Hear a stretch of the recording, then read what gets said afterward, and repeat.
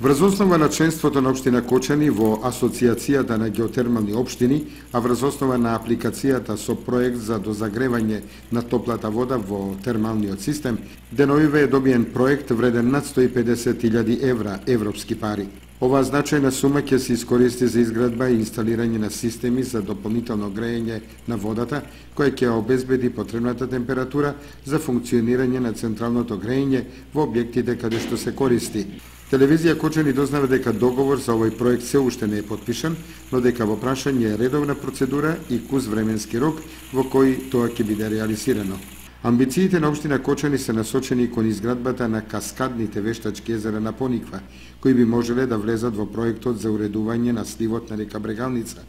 кон која гравитираат и овдешните водотеци.